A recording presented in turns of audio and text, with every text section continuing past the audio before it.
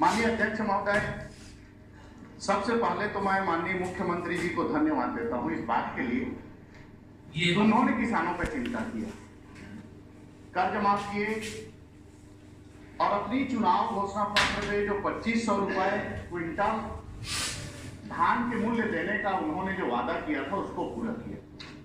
इसके लिए निश्चित रूप से पूरे प्रदेश के किसान की तरफ से मैं उनको धन्यवाद देता हूं। लेकिन माननीय अध्यक्ष महोदय, मैं कहना चाहूंगा ये बजट जो है आंकड़ा का माया जाल है, ये केवल एक कागज का पुलिंदा है। अगर वास्तविकता पे हम जाएंगे तो आज जो बजट में प्रावधान रखे हैं वो ना तो साल भर में पूरा होने वाला है ना 5 साल में पूरा होने वाला है। माननीय अध्यक्ष महोदय, इस बात को मैं इसलिए बोल रहा हूं, पिछले बार मैं चुनाव जीत करके आया, पहली बजट पे मेरे मांग पे सड़क स्वीकृत किया गया, क्षेत्र में गए, खूब माला पहने, खूब गाजा बाजा हुआ, स्वागत हुआ। 5 साल निकल गया, 5 साल के बाद फिर जब हम वहां वोट मांगने गए तो 5 साल तक वह सड़क नहीं बना था। कारण जमीन का मुआवजा अभी भी लंबित है। इसलिए माननीय अध्यक्ष महोदय, ये तमाम बजट की जो है केवल आंकड़ा का एक माया जाल है। ग्रामीण बैंक और सहकारी बैंक आपने कर्जा माफ कर दिया। अभी बजट पे जो है 4000 करोड़ की व्यवसायिक बैंक के लिए प्रावधान रखे हैं। पिछले समय भी हमने मांग किया था कि तमाम और प्राइवेट सेक्टर की बैंक जो सरकार की अनुमति से संचालित है, वहां भी किसान जो है, चलिए आप जो है 60 टर्म की लोन की बात कर रहे हैं तो उसमें भी किसान लोग लोन लिए हैं, उनके लिए भी आप प्रावधान लाइए। और ऐसे किसान जिनके पास जमीन नहीं है, अधिया से ठेका से खेती करते हैं, जो आज भी सेठ साहूकार के चंगुल में फंसे हैं, उनके लिए कहीं कोई प्रावधान नहीं है। जबकि सबसे ज्यादा जरूरत उन किसानों को है राहत की। बड़े किसानों की अपेक्षा छोटे किसानों को ज्यादा राहत की आवश्यकता है, लेकिन उनके लिए सरकार ने कहीं प्रावधान नहीं किया। ना धान बेच पाएंगे क्योंकि उनका जो है पंजीयन नहीं हुआ है, उनके पास जमीन नहीं है। और आज माननीय अध्यक्ष महोदय, आप 2500 रुपए क्विंटल तो दे रहे हैं समर्थन मूल्य पे, लेकिन कितने धान पे आप 2500 रुपए दे रहे हैं? केवल 14 क्विंटल 80 किलो पे। और 14 क्विंटल 80 किलो के बाद अगर किसान अपने धान को बेचने के लिए ले जा रहा है तो उसके लिए मंडी विभाग खड़ा है, खाद्य विभाग खड़ा है, तहसील विभाग खड़ा है, धान को जब्ती कर रहे हैं। माननीय अध्यक्ष महोदय, सरकार बता दे, कृषि के किसान के उत्पादन को बेचने के लिए कहां टैक्स लगता है, लेकिन पहली बार मैं देखा हूं कि हर चौक चौराहे पे खड़ा होकर के किसान की धान की जो है जब्ती बनाया जा रहा है, उसको जो है थाने पे खड़ा करवा के उनकी धान को जब्ती की जा रही है। माननीय अध्यक्ष महोदय, औसत उत्पादन हम और आप जिस जिले में है, प्रति एकड़ जो है 30 से 35 क्विंटल अभी पहुंच गया है। 14 क्विंटल 80 किलो आप खरीद रहे हैं, बाकी को हम कहां बेचेंगे? और आज उसी धान को सेठ साहूकार लोग 1200-1300 रुपए क्विंटल पे खरीद रहे हैं। हम तो उसी स्थिति पे आ गए। 14 क्विंटल को हमने 2500 रुपए में बेचा, बाकी धान को हम 1200-1300 रुपए क्विंटल पे बेच रहे हैं। और आप किसान क्या है कि दुगुना करने की बात कर रहे हैं, तो केवल आंकड़ों की जो है माया जाल है। माननीय अध्यक्ष महोदय, प्रति व्यक्ति आय के बारे में बताया गया है कि 96,887 रुपए। ग्रामीण अंचल के ऐसा कौन व्यक्ति है जिसका आय 96,887 रुपए है? हो सकता है उद्योगपति का होगा, हो सकता है बड़े किसान का होगा, हो सकता है शराब माफिया का होगा, लेकिन आज आम किसान जो है वहीं पर है। माननीय अध्यक्ष महोदय, प्रति कार्ड जो है 35 किलो पुनः चावल देने की बात इस बजट पे है, लेकिन उन राशन कार्डों की बात नहीं है जो किसी न किसी कारण से या कहीं न कहीं दुर्भावना के कारण बेवजह के बिना कारण बताए राशन कार्डों को काट दिया गया। और आज भी मैं दावा कर रहा हूं माननीय अध्यक्ष महोदय, प्रत्येक महीना प्रत्येक ग्राम पंचायत में 5 से 10 राशन कार्ड प्रत्येक माह कट रहा है। हितग्राही दुकानदार के पास जा रहे हैं, क्यों कट रहा है कोई जवाब नहीं। हितग्राही कलेक्टर के पास जा रहे हैं आवेदन लेकर के, कोई निराकरण नहीं है कहीं कोई।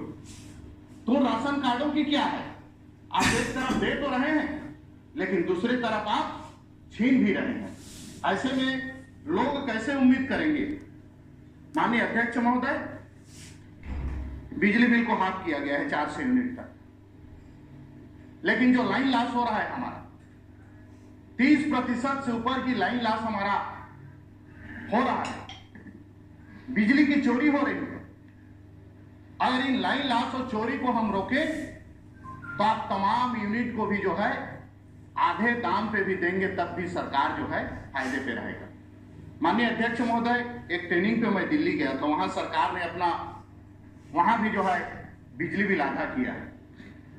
वहां जो प्रेजेंटेशन दिए कि हाफ करने के बावजूद भी सरकार को फायदा है, जबकि पूरे दर से जब ले रहे थे तब भी सरकार घाटे पे चल रहा है।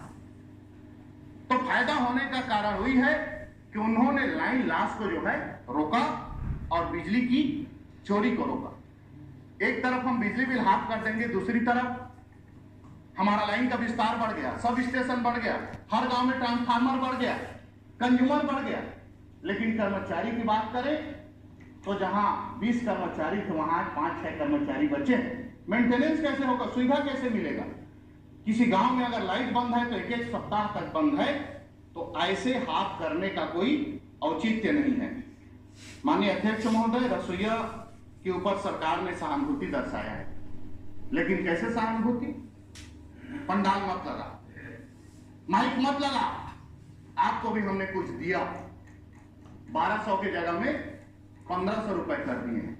1500 रुपए महीने में एक रसोईया दिन भर काम करेगा, कैसे वो अपने परिवार को चलाएगा और कैसे वो ईमानदारी और निष्ठापूर्वक काम करेगा? वो कैसे वहां चावल की चोरी नहीं करेगा, कैसे वहां दाल की चोरी नहीं करेगा, कैसे ईमानदारी और निष्ठापूर्वक हमारे बच्चे लोगों को खाना खिलाएगा? माननीय अध्यक्ष महोदय, सबसे बड़ी बजट कृषि विकास के लिए 21,597 करोड़, बहुत बड़ा बजट है। और लगभग सभी सरकार, पूर्ववर्ती सरकार ने भी बड़ा बजट कृषि विकास के लिए, क्योंकि कृषि प्रधान प्रदेश है तो उनके लिए रखा था। लेकिन क्यों कहां पे हो रहा है? योजना अच्छी है, आप सब्सिडी दे रहे हैं किसान को, लेकिन उस सब्सिडी का क्या मतलब? 75% सब्सिडी पे हम कोई स्प्रिंकलर ले रहे हैं, वो खाली बाजार पे जाकर के, रायपुर के मार्केट पे जाकर के 25% राशि लेकर के जा रहे हैं, तो उससे बेहतर कंपनी का स्प्रिंकलर हमको मिल रहा है। 75% राशि कौन खा रहा है? 75% राशि कहां जा रहा है? जब तक इस व्यवस्था पे सरकार अंकुश नहीं लगाएगा, जब तक प्रत्यक्ष रूप से लाभ उस किसानों को नहीं मिलेगा, तो बजट बढ़ाने का और सब्सिडी देने का कोई औचित्य नहीं है। माननीय अध्यक्ष महोदय, खाद बीज और दवाई की गुणवत्ता किसी भी कृषि विभाग रहे, चाहे आपके जो है बागवानी विभाग रहे, जो भी दवाई बीज और खाद दे रहे हैं वो अनुपयोगी है। इसलिए अनुपयोगी है कि वो यहीं से सेटिंग होकर के जा रहा है, प्रदेश में खरीदी हो रहा है और सभी जिला पे जा रहा है, उसको किसान को बांट रहे हैं। जबकि बागवानी विभाग में प्रावधान है कि आपको किसान को जो है प्रति हेक्टेयर, प्रति एकड़ राशि देना है, लेकिन राशि नहीं देंगे, वो दवाई देंगे, खाद देंगे और बीज देंगे।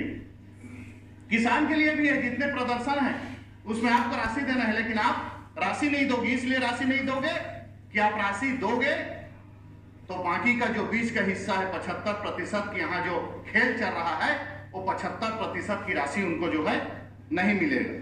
माननीय अध्यक्ष महोदय, आवश्यकता है तो सही प्रबंधन की, सही मैनेजमेंट की और निष्ठापूर्वक और भ्रष्टाचार मुक्त प्रशासन की आवश्यकता है। और जिस दिन भ्रष्टाचार मुक्त प्रशासन बन जाएगा, ये समझ जाएंगे अधिकारी लोग, कर्मचारी लोग, किसी तनख्वाह से हमको काम करना है, बाहर का हमको 1 पैसा नहीं मिलना है। अगर बाहर का 1 पैसा लेंगे तो हमको जेल जाना पड़ेगा। उस दिन जो है किसान का समग्र विकास होगा, किसान को जो है सरकार की लाभ मिलेगा। माननीय अध्यक्ष महोदय, जांजगीर चांपा जिला 85% सिंचित है, लेकिन एक कागज और रिकॉर्ड पे है, वास्तव पे नहीं है। नहीं होने का कारण है नहर की सही मरम्मत नहीं होना, पानी का अपव्यय होना। आप मेन केनाल को देख लीजिए, जिस मेन केनाल से जितनी क्षमता पे पानी जाना चाहिए उतनी क्षमता पे पानी नहीं जा रहा है। तो आप जो इरिगेटेड एरिया तय किए हैं, जो कमांड एरिया आप तय किए हैं, जब मेन केनाल पे ही आप पूरे क्षमता से पानी नहीं देंगे तो आपका जो है टारगेट एरिया जो है वो कैसे पूरा होगा। बहुत सारे मेरे विधानसभा माननीय अध्यक्ष महोदय, देवगांव, बरपाली, बासिन, डोमा, अचरित पाली, अमलीडी, अमेराडी, भूथा, भड़ोरा, बरभाठा, पिरदा, मिरौनी, नरियरा, मरघट्टी, भातमहो, लालमाटी, भनेतरा, पिसौद, बरेकेल खुर्द, खरझिट्टी, बोईडी, रीवाडी, अमलीडी, हरदीडी, करवाडी, मुरलीडी, खम्हारडी, सनली, मल्ली, भोथिया। जब से नहर बना है तब से एक बूंद पानी नहीं गया है, लेकिन सिंचाई विभाग का नोटिस हर साल किसानों के पास पे जाता है। हर साल सिंचाई विभाग इन गांवों को सिंचित क्षेत्र घोषित करते हैं, हर साल बोलते हैं कि हम पानी दे रहे हैं, लेकिन इन गांवों पे जहां नहर नहीं बना है वहां पानी कैसे जा पाना संभव है। 2 मिनट माननीय अध्यक्ष महोदय, ये सरकार जब इधर बैठता था तो प्रधानमंत्री फसल बीमा की आलोचना करते थे कि हम बीमा की जो है किस्त तो देते हैं लेकिन उसका लाभ किसानों को नहीं मिलता। लेकिन इस बार भी सरकार ने 316 करोड़ जो है प्रधानमंत्री बीमा योजना में प्रावधान रखा है। ये हमारी समझ से जो है बाहर है। और माननीय अध्यक्ष महोदय, गांव में छोटी मोटी आवश्यकता से जो है गांव के लोगों का विकास होगा। कहीं सीसी रोड है, कहीं नाली की व्यवस्था है, कहीं मुक्ति धाम की निर्माण है, कहीं निर्मला घाट की निर्माण है, और ये तमाम काम मुख्यमंत्री समग्र ग्रामीण विकास योजना से होता था और उसमें केवल मात्र 200 करोड़ रुपए रखे हैं। आप लोग तो पिछले समय असंतुलन की बात कर रहे थे कि मंत्री जी जहां चाहते थे वहां बांट देते थे। अब आपके मंत्री चाहेंगे तब भी आपको नहीं दे पाएंगे, आपको नहीं बांट पाएंगे। तो कम से कम ऐसी जगहों पे जहां आम लोगों की आवश्यकता है जो पूरा होता है, वहां तो कम से कम बजट को बढ़ाना चाहिए। माननीय अध्यक्ष महोदय, लगातार कुपोषण की संख्या बढ़ रहा है।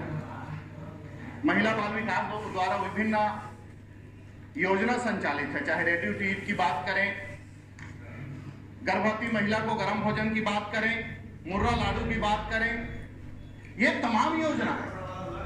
लेकिन ये इस योजना का संचालन भी जो है सही ढंग से नहीं होने के कारण उनको गुणवत्ता युक्त जो है पोषक आहार नहीं मिल पा रहा है।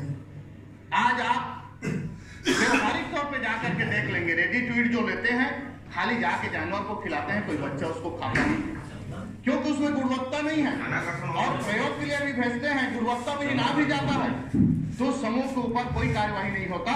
कार्यवाही इसलिए नहीं होता क्योंकि वह समूह जो है उसको संचालन करने के लिए प्रति माह एक मोटा राशि जो है उन अधिकारियों को जो है देते हैं। माननीय अध्यक्ष महोदय, चलिए धन्यवाद। 2 बार घंटी बृहस्पति सिंह।